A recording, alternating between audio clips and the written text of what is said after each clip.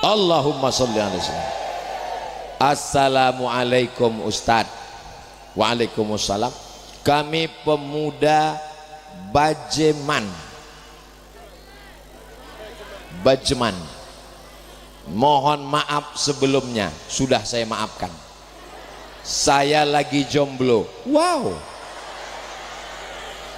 Bagaimana konsep memilih pasangan hidup menurut syariat Islam? Yang pertama, kalau kamu laki-laki, lihat dulu wajahnya. Yakinkan dia perempuan. Soalnya sekarang banyak laki-laki mirip seperti, karena dia sudah dipermak ikut kontes lady boy. Wajahnya lady, kakinya tungkahul mar'atu li arba. Perempuan dinikahi karena 4. Yang pertama lima liha, karena dia kaya. Kalau ada di sini perempuan, lihat cincinnya ada 1, yang ini cincinnya 3, pilih yang 3. Bukan kata saya, hadis mengatakan begitu. Lima liha. Yang kedua wali hasabiha, karena keturunan. Yang satu darahnya merah golongan A, yang satu darahnya biru. Pilih yang mana? Jangan yang biru, payah nyari donatur. Anak kiai, anak ulama, bangsawan. Tahu arti bangsawan? Bangsa yang hidup di. Yang ketiga wali jamaliha, karena cantik. Kalau dia minum kopi kelihatan mengalir.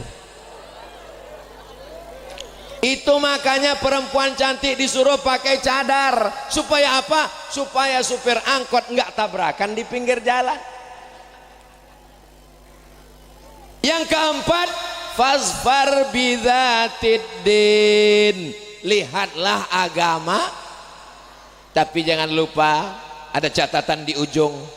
Fasfar bidzatiddin taribat yadaka. Kalau kau lihat agamanya, maka engkau akan selamat. Tiba-tiba datang mahasiswa menemui saya. Assalamualaikum Ustaz Somad. Waalaikumsalam. Kemarin Ustaz ceramah katanya kalau mau nikah cari 4, karena hartanya, karena keturunannya, karena nasabnya, karena cantiknya, karena agamanya. Betul. Tolong Ustaz carikan saya yang ada 4-4-nya. Kalau ada 4-4-nya ngapain saya kasih ke kamu?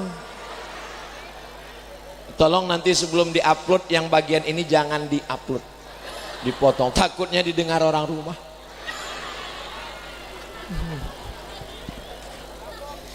Pak Ustadz, saya ini orangnya nggak dipercaya orang. Jangan minang perempuan petantang petenteng kepedean datang sendiri. Assalamualaikum Bapak calon mertua, apa kabar? Tentu ada adat istiadat, sopan santun, tata krama, budi bahasa, betul?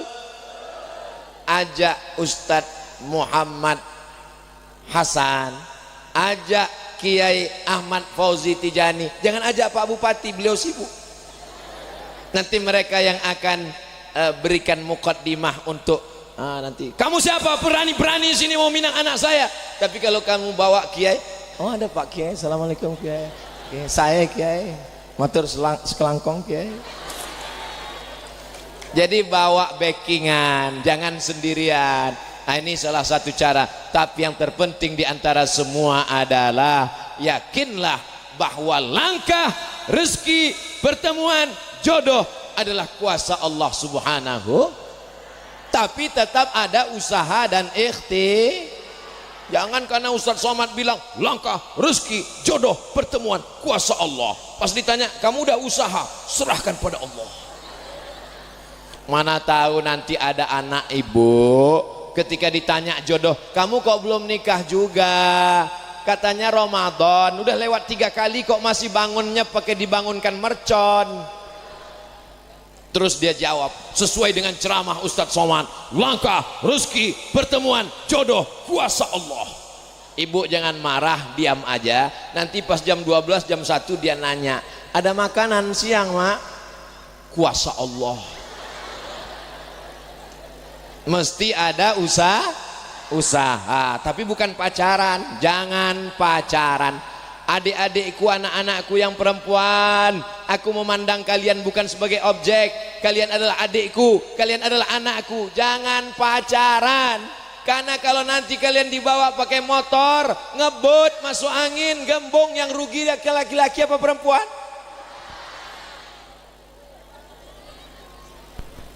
Akad nikah, majelis yang paling sakral, paling suci, mestinya adalah majelis yang paling bersih. Aku nikahkan engkau dengan anakku dengan mahar sebentuk cincin emas tunai. Haru orang tua. Sekarang banyak orang tua mengakadkan anaknya dalam keadaan marah. Aku nikahkan engkau dengan anakku dengan mahar, habis akad ini jangan datang sekali lagi. Syukur kalau calon mertuamu petani, syukur kalau calon mertuamu ustadz yang sabar. Bayangkan kalau calon mertuamu tentara. Sepatunya coba lihat, tentara soleh naik ke karpet nggak pakai sepatu.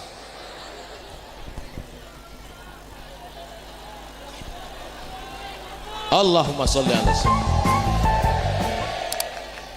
Apakah harus dimandikan ulang? Apa ceritanya ini?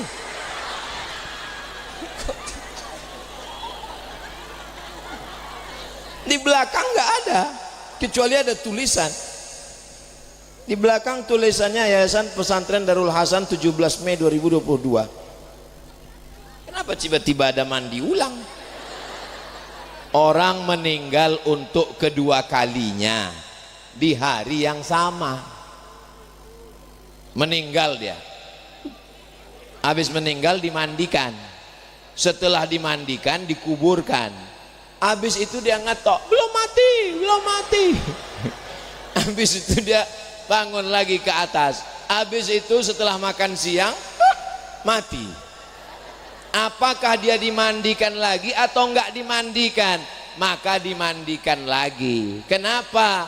Karena mati itu cuma satu kali. Terus kematian yang pertama tadi itu apa namanya? Gladi kotor.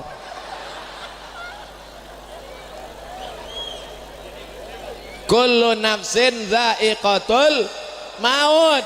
Merasakan mati sekali. Lalu mati yang pertama tadi itu apa? Mati suri. Maka kalau ada orang meninggal, pastikan bahwa dia benar-benar mati.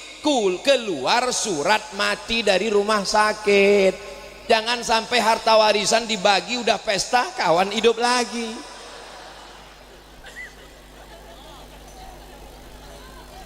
Sepanjang saya tausiah, baru begini pertanyaan berkualitas.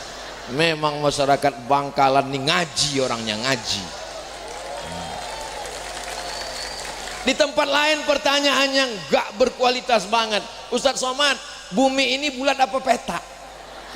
Aduh. Ustadz Somad, Nabi Adam nikah dengan Siti Hawa, pak kuahnya siapa ya? Aduh, capek deh. Gimana menurut Ustadz tentang jamaah tabligh? Sebetulnya yang nyebut mereka jamaah tabligh itu bukan mereka. Mereka nggak pernah nyebut dirinya jamaah tabligh, tapi karena dia selalu tabligh, menyampaikan ayat Quran, menyampaikan hadis Nabi. Orang yang menyampaikan ayat Quran, hadis Nabi itu nama perbuatannya tabligh, orangnya namanya mubaligh. Lalu kemudian orang mengatakan itu jamaah apa? Jamaah tabligh. Jadi bukan. Ada juga orang mengatakan itu jamaah apa? Itu namanya jamaah KUPJ. Apa itu? Kelompok Ustadz Panjang Jenggot. Macam-macam. Ada juga yang mengatakan itu jamaah kompor, karena kemana-mana bawa kompor. Maka ini perlu ditelusuri ceritanya. Ceritanya agak panjang sedikit. Kalau saya urutkan mungkin menjelang azan subuh. Siap? Jadi ada namanya Maulana Qasim. Siapa namanya? Maulana Qasim. Maulana Qasim buat pesantren. Nama pesantrennya Darul Ulum. Apa nama pesantrennya? Darul Rumah Ulum Ilmu. Rumah ilmu didirikan oleh Maulana Qasim. Maulana Qasim mendirikan hafal karena ini nanti akan masuk UAS, ujian akhir semester. Lalu kemudian tempatnya namanya Deoban. Deoban itu di India. Di India itu umat Islam mayoritas atau minoritas?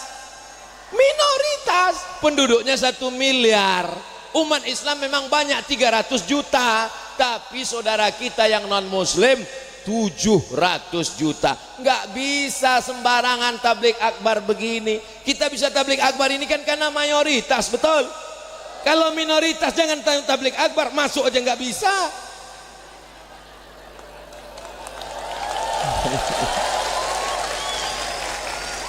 Memang orang kalau belum move on ngisinya ceramahnya ke situ terus. Nah, lalu karena nggak bisa tablik akbar, nggak bisa pengajian meriah begini, salah satu santrinya namanya Maulana Ilyas. Siapa namanya? Maulana Ilyas ini pusing memikirkan umat, banyak yang mabuk, banyak yang meninggalkan masjid, mau buat tablik akbar nggak bisa. Akhirnya dia iktikaf di Masjid Nabawi, di Taman Raudhah selama 8 bulan. Akhirnya dia mimpi ketemu dengan Rasulullah sallallahu alaihi wasallam. Kata Rasul, "Hai Maulana Ilyas, berdakwahlah engkau seperti dakwahku dulu." Lama dia termenung, gimana dakwah Nabi Muhammad dulu? Ternyata ngetuk dari pintu ke pintu. Assalamualaikum. Waalaikumsalam. Kya hal hai? Diki acha. Kya hal hai artinya saya.